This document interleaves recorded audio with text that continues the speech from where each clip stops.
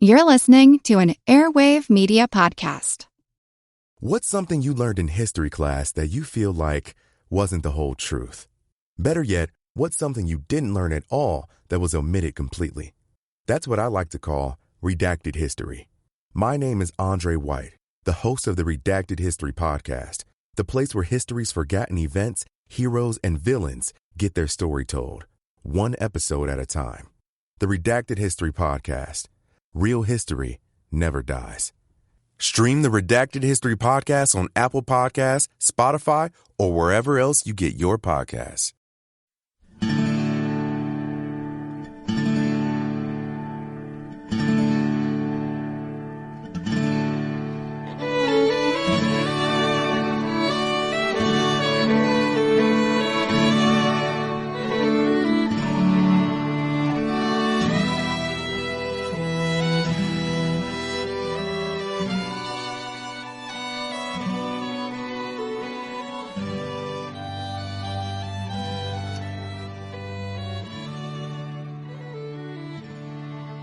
Hey everyone, thanks for tuning in to the 280th episode of our Civil War podcast. I'm Rich. And I'm Tracy. Hello y'all. Welcome to the podcast. As y'all recall, in the last episode we talked about how Ulysses S. Grant had set his sights on capturing Vicksburg, even as the Confederates, now with John C. Pemberton in command, were strengthening the landward defenses there at their citadel on the bluffs above the Mississippi River. Early in November 1862, Grant and the Army of the Tennessee began moving south toward the rebel position along the Tallahatchie River. Grant knew that Pemberton depended on the Mississippi Central Railroad for supplies just as much as he did. He also knew that the most vulnerable point on the line was the wooden railroad bridge over the Yallabusha River at Grenada, 60 miles south of the Tallahatchie. If that bridge could be destroyed, the Confederate line of communications would be severed, and Pemberton would be forced to retreat from his position along the Tallahatchie. On November 27th, Brigadier General Alfred Hovey led 7,000 Union cavalry and infantry across the Mississippi River from Helena, Arkansas. Cold rains fell almost without ceasing and turned the countryside into a sea of mud, but Hovey persevered. When his infantry bogged down, he gambled and sent his cavalry splashing eastward toward the Mississippi Central Railroad. The Federal horsemen tore up a section of track a few miles north of the Yallabusha, but were unable to destroy the bridge, which not only was too wet to burn, but also was guarded by a rapidly increasing number of Confederates. On December 7th, Hovey withdrew back across the Mississippi to Helena. His force was followed by 500 or so runaway slaves, who undoubtedly were in a more upbeat mood than the wet and weary Federal soldiers. Hovey's unheralded raid may not have been a success, but it did demonstrate the importance of Grant's authority to make use of Union forces stationed across the Mississippi River in Arkansas and Missouri. Pemberton, by contrast, couldn't issue orders to Confederate forces over along the west bank of the Great River, which would cost him dearly in the months to come. The operation also demonstrated that audacity wasn't confined to soldiers in butternut and gray. Much is made of Confederate cavalry raids in the Civil War, especially in the sparsely settled West, where columns of horsemen appeared without warning and disappeared just as quickly. But Union raids also were common in this theater of the war, and often were just as dramatic and as destructive as their Confederate counterparts, though they've attracted far less attention from historians. Hovey's raid was one of the first Federal strikes deep into rebel territory, but it would not be the last. The incursion awakened Pemberton to the vulnerability of his line of communications, and so in early December, much to Grant's surprise and delight, the Confederates abandoned their position along the Tallahatchie River and fell back 60 miles to Grenada. Rebel soldiers and impressed or hired slaves spread out along the south bank of the Yallabusha and threw up new earthworks in sight of the slightly scorched railroad bridge. While that was going on, Grant's Federals trudged southward, following in the wake of the withdrawing Confederates.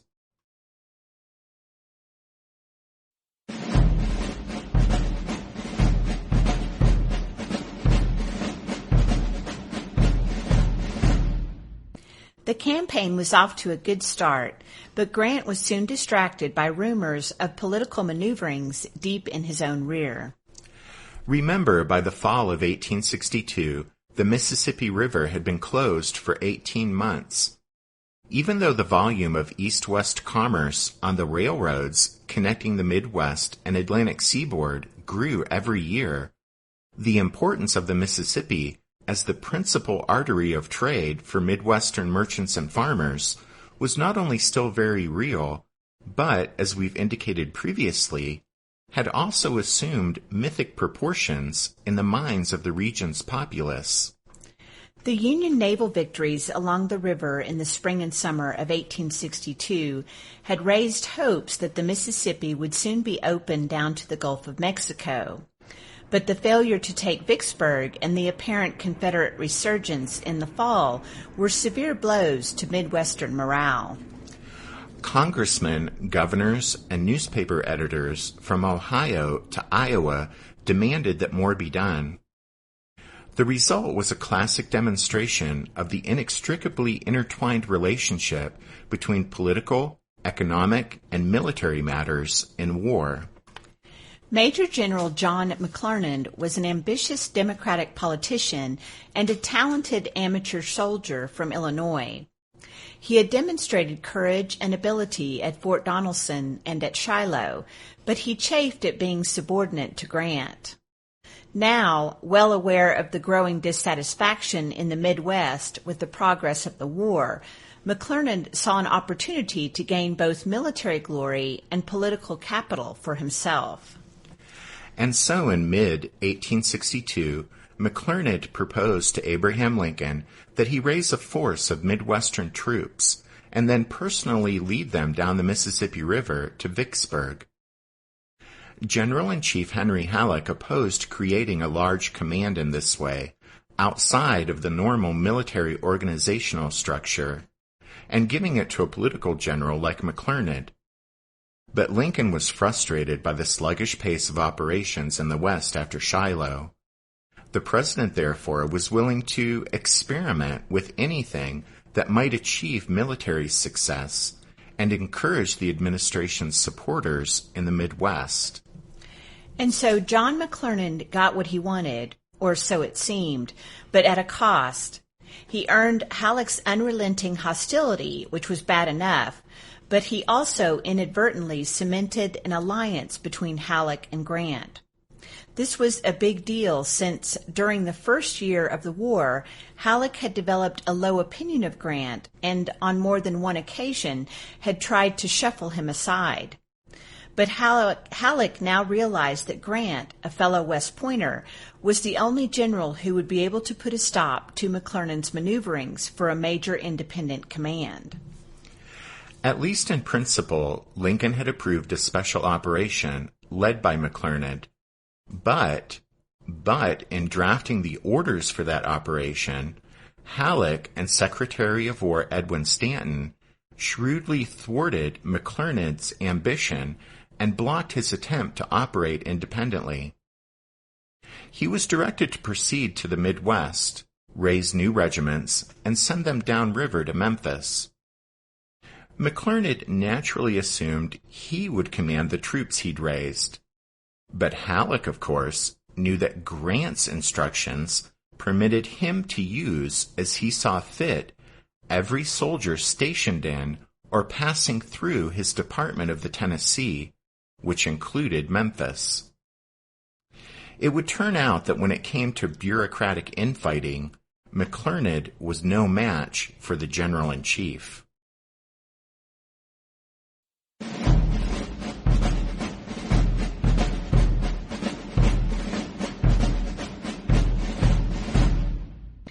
Grant was puzzled by the talk of another operation against Vicksburg and telegraphed Halleck for clarification, asking, quote, "Am I to understand that I lay still here while an expedition is fitted out at Memphis, or do you want me to push south as far as possible?" Halleck's reply was cryptic but reassuring. Quote, "You have command of all troops sent to your department and have permission to fight the enemy when you please." Well, Grant had no trouble reading between the lines. He decided to commandeer McClernand's newly raised regiments and launch a waterborne operation of his own against Vicksburg, and he placed Major General William Tecumseh Sherman in charge of the hastily organized expedition.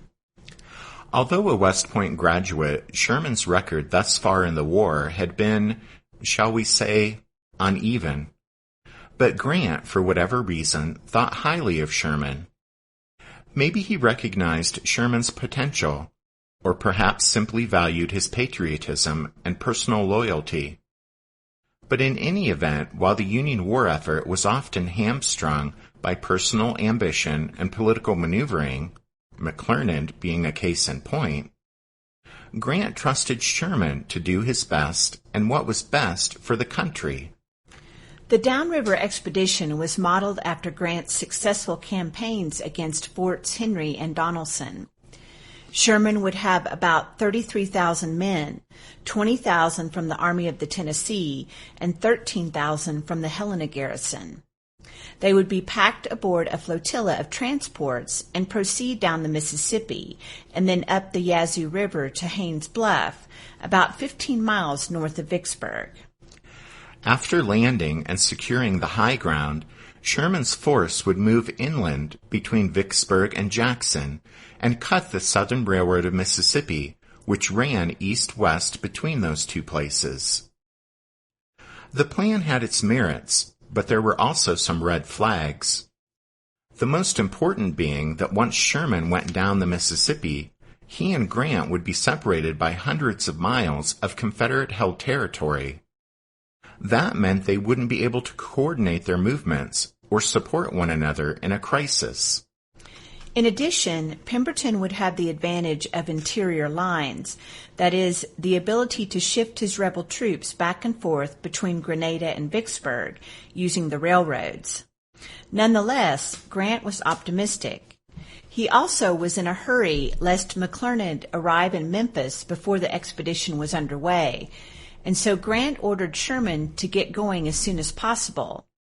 In his memoirs, Grant was honest about the rush, saying, quote, "I feared that delay might bring McClernand."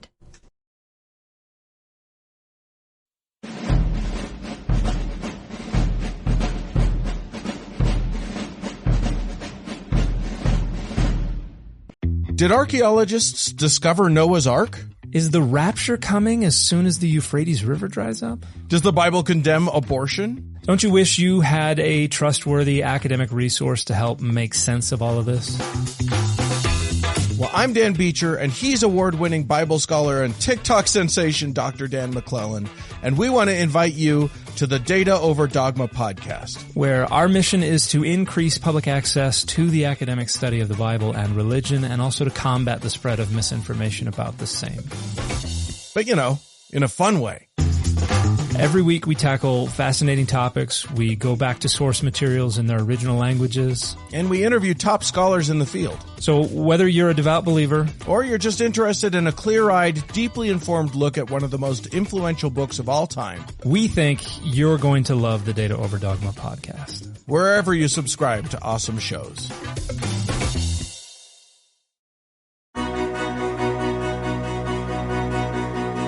History never says goodbye. It just says, see you later. Edward Galeano was right when he said that. Events keep happening over and over again in some form. And that's the reason I produce the podcast, My History Can Beat Up Your Politics. What is it? We take stories of history and apply them to the events of today to help you, perhaps, understand them better. We are also part of Airwave Media Network. I've been doing the program since 2006. That's a long time. And the show has a long name. My history can beat up your politics. Find me wherever you get podcasts.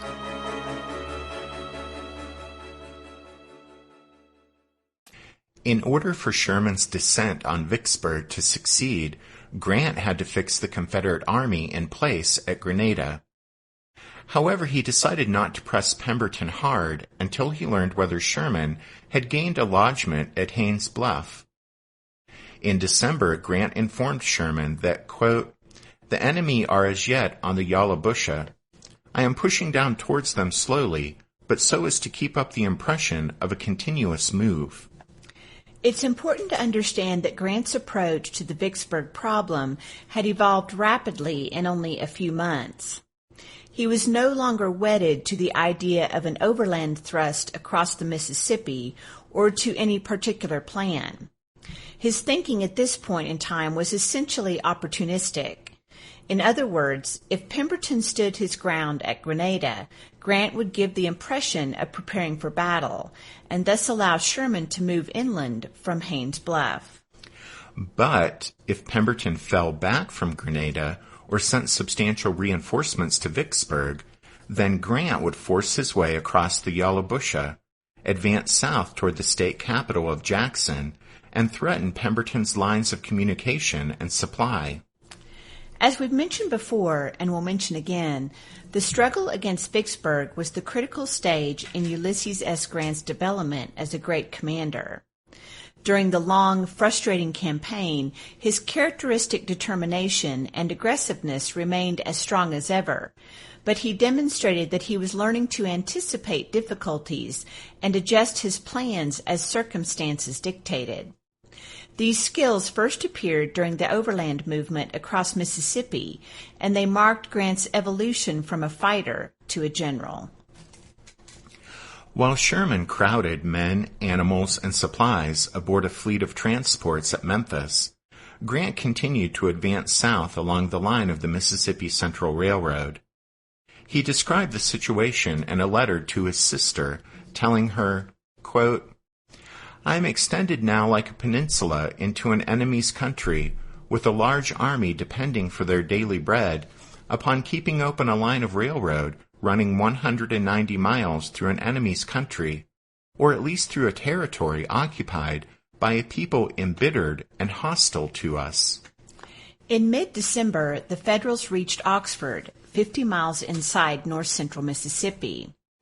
Grant soon received welcome news from Halleck, who directed him to divide the Army of the Tennessee into 4 corps. The 13th Corps under McClernand, the 15th under Sherman, the 16th under Major General Stephen Hurlbut, and the 17th Corps under Major General James McPherson. While Grant didn't relish the idea of again having McClernand as a subordinate, Halleck's order at least meant that the previous uncertain relationship between the two Western generals was clarified.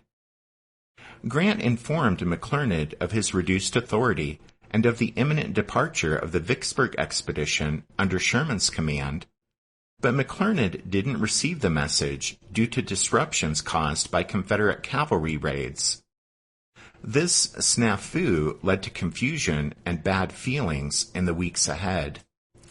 Unaware that anything was amiss, Grant remained with McPherson's and Hurlbut's corps on the Mississippi Central Railroad in northern Mississippi. Sherman prepared to proceed down the Mississippi River with his own corps and that of McClernand, who was still in Illinois and ignorant of the fact that his operation was unfolding without him. Grant's hastily formulated two-pronged offensive aimed at prying the Confederates out of Vicksburg was proceeding smoothly. But only 2 days later, everything was to change.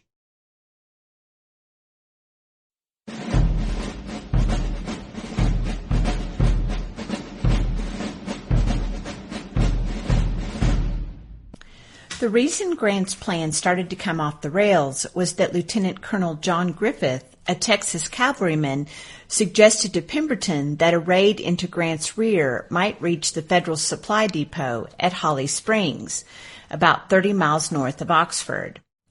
Griffith pointed out that the loss of so much material would surely slow or even halt the enemy offensive, and when Pemberton recalled how close Hovey's raid against the Yallabusha River Railroad Bridge had come to success, he decided to act on Griffith's suggestion. Now, we didn't mention that while Jefferson Davis had removed Earl Van Dorn from departmental command, the Confederate president nevertheless had wanted him to remain in Mississippi. Well, a potentially awkward situation was avoided when Pemberton placed Van Dorn in command of the department's cavalry division, an assignment the impulsive and reckless Van Dorn was eminently suited for, since thus far in the Civil War, the former cavalry officer had commanded rebel armies as if they were regiments of horsemen, with little concern for niceties like logistics. At any rate, for the first and only time in the war, Earl Van Dorn was properly matched to an assignment.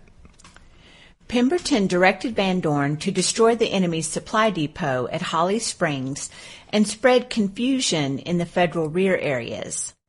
And so on December 17th, Van Dorn led 3,500 horsemen across the Yallabusha and swung around to the east of Grant's army. The Confederate column thundered into Holly Springs at dawn on December 20th and quickly overran the unprepared Union garrison. The Federal commander at Holly Springs, Colonel Robert Murphy, surrendered his 1,500 men without putting up much of a fight.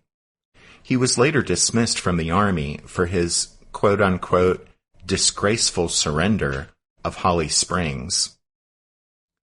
The delighted Confederate horsemen were amazed at the abundance of clothing, weaponry, equipment, and food that lay before them.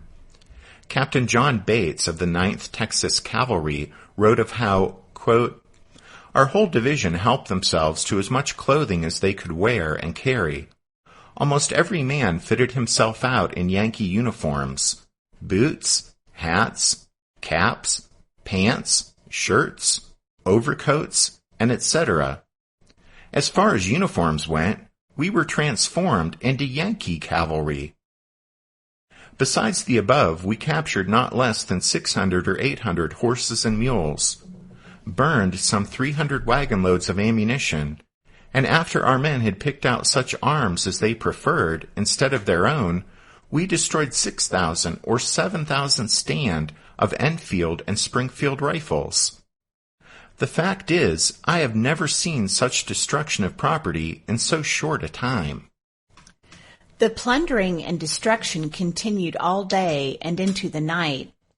Then, after leaving Holly Springs, Van Dorn continued north, his men decked out in their new blue uniforms.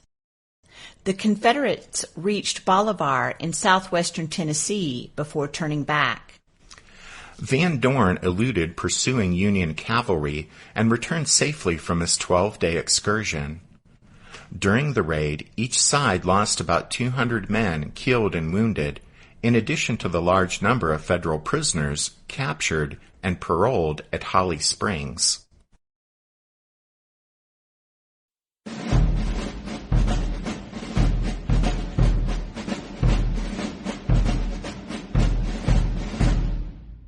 Van Dorn's raid would probably have been enough to halt Grant in his tracks, but unknown to Pemberton, a second Confederate foray was underway at the same time. You see, several weeks earlier, Pemberton had asked Braxton Bragg over in Middle Tennessee to do something to distract Grant and relieve the pressure on Pemberton there in northern Mississippi. Bragg promised to help, and so it was that just about the time Van Dorn rode out of Grenada, another Confederate cavalry force swept into western Tennessee from the east. Beginning on December 15th, Brigadier General Nathan Bedford Forrest and 2,500 rebel horsemen rampaged around in Grant's rear for nearly 2 weeks. The Confederates cut railroad and telegraph lines and generally wreaked havoc, but they almost stayed too long. At Parker's Crossroads on December 31st, Federals under Colonel John Fuller surprised Forrest while he was already engaged with another force of Yankees. Forrest narrowly escaped the trap, but managed to return to the safety of Bragg's lines on New Year's Day, 1863. Forrest's spectacular raid into western Tennessee cost Union forces over 1,500 men, most of them captured and promptly paroled, while the Confederates lost about 500 men, two-thirds of them at Parker's Crossroads. This was the only occasion in the Civil War when cavalry alone determined the outcome of a major campaign. When Grant learned of the logistical disaster at Holly Springs and the damage done in Tennessee to his vulnerable line of supply, the Mobile and Ohio Railroad, by Forrest, Grant abandoned his attempt to reach Vicksburg by marching overland across Mississippi. Van Dorn had destroyed his forward supply base, and Forrest had made it impossible to restock that depot for at least several months. Grant therefore ordered a withdrawal of the Army of the Tennessee. As tens of thousands of Federal soldiers, along with their horses and mules, retraced their steps across northern Mississippi, they subsisted in large part on food and forage gathered from farms located within 15 miles of the railroad. 2 decades later, Grant would recall, quote, "I was amazed at the quantity of supplies the country afforded." Well, bless his heart, but Sam Grant may well have been the last man in the Army of the Tennessee to have gotten the word, since Federal soldiers had, made use of local foodstuffs to supplement their rations throughout the campaign.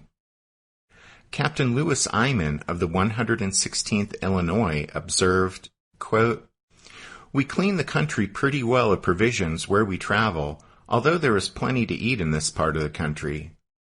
We take all the cattle and hogs and sheep that we want, and that is considerable. There is plenty of them where we have come, and lots of sweet potatoes. Nearly everything that we eat, we get here in the country as we go along." During the withdrawal, Grant belatedly realized that a mobile army could sustain itself inside Confederate territory by means of organized foraging, particularly if the foraging took place in a region thus far untouched by the hard hand of war. Grant appreciated it was something worth keeping in mind.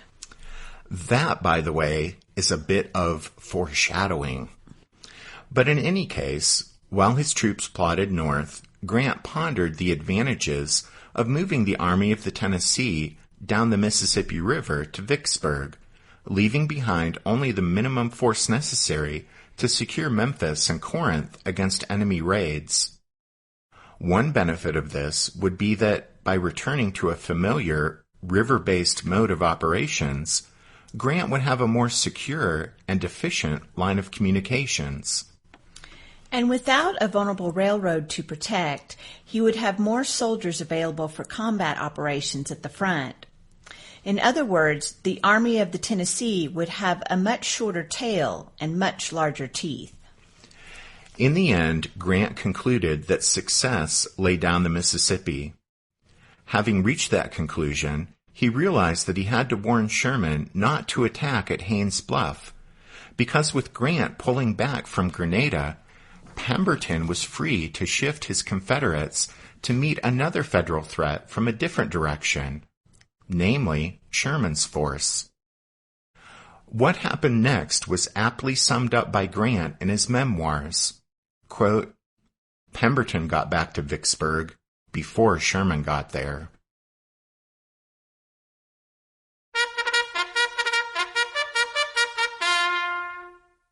That means it's time for this episode's book recommendation. And our recommendation this time is Holly Springs by Brandon H. Beck. This is another recommendation that comes out of the History Press's Civil War Sesquicentennial series. We're actually working on putting the finishing touches on the next members episode, which will be about Van Dorn's Holly Springs raid. But if you aren't a member of the Strawfoot Brigade, or just want to dig deeper into the raid on your own, then Beck's book is a good place to start. As always, you can find all of our book recommendations if you head over to the podcast website, which is www.civilwarpodcast.org. And speaking of the Strawfoot Brigade, we want to thank the newest members to sign on over at Patreon: Scott, Anders, William, and Jim, Mary and Casey, Joseph, Mindy, Melissa, and Ivan, David, Eric, Carl, and Zane. Thank you, ladies and gentlemen, for your support of the podcast. It's your generous support that helps keep the podcast moving forward. And then as we release this episode, we're just a few days away from it being 1 month until the meetup at Gettysburg. And yes, we're still planning on being at the Virginia Monument on Seminary Ridge at 10 a.m. on Saturday, June 22nd. Yep, rain or shine, we'll be there. We're really excited about visiting the battlefield again here shortly before we get to Gettysburg on the podcast. And we're excited, and a bit nervous too, about meeting some of you guys there. But anyway, that's going to be coming up pretty quickly, and before we know it, we'll be there. And we hope you will be too. All right, that's about it for this show. So we'll say thanks for listening to this episode of The Civil War, 1861 to 1865, a history podcast. Rich and I do hope that you'll join us again next time. But until then, take care. Thanks, everyone. Bye.